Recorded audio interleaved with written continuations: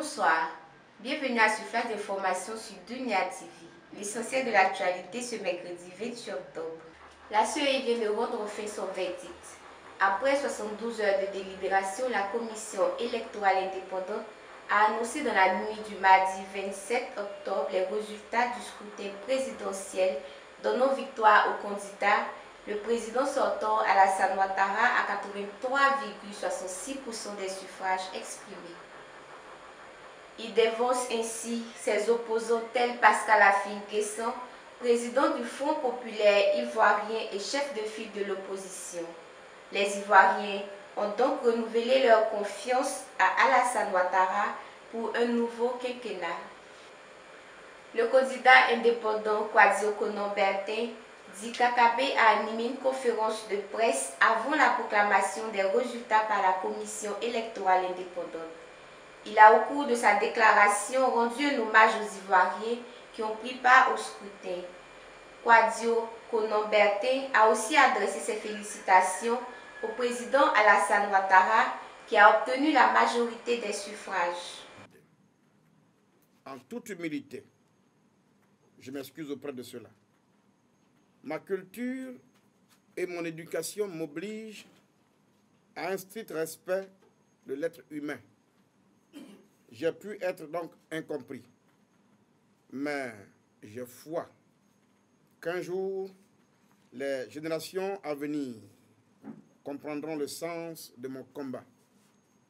Ivoiriens, Ivoiriennes, au regard des résultats en notre possession, il semble évident que le candidat Alassane Ouattara soit en train d'obtenir la majorité des suffrages nécessaires pour être réélu président de la République pour les 5 années à venir. Je voudrais par conséquent lui adresser mes félicitations et souhaiter que cet autre mandat soit pour lui l'opportunité de continuer à rassembler davantage les Ivoiriens, à les unir et à leur offrir le bonheur qu'ils sont en droit d'attendre de leurs dirigeants.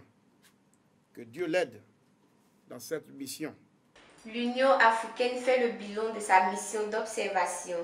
La mission conduite par l'ancien Premier ministre sénégalais Aminata Touré a rendu ses conclusions ce mardi à l'hôtel Tiama situé au plateau. La mission de l'Union africaine s'est félicitée du climat général de paix dans lequel cette échéance électorale s'est déroulée, et ce, malgré les difficultés rencontrées sur le terrain. Le chef de mission a aussi félicité le peuple ivoirien pour son sens de responsabilité et a recommandé au gouvernement le renforcement du dialogue. Hors de nos frontières, plus de 300 femmes et enfants retenus depuis plusieurs semaines par le groupe islamique Boko Haram dans le nord du Nigeria ont été délivrés par l'armée nigériane. L'unité a secouru 338 personnes, dont 192 enfants et 138 femmes, lors d'opérations menées mardi dernier dans la région de la forêt Sambisa, un fief des rebelles islamiques. Et puis un mot de sport pour terminer. Sachez que le Sud-Africain Tokyo Seguale, ex-compagnon de celui du président Nelson Mandela, est déclaré candidat à l'élection de la FIFA. Il pourrait devenir le premier Africain président de la plus haute institution du football mondial. C'est tout pour ce flash d'information. Merci de nous avoir suivis et restez connectés sur Dunia TV.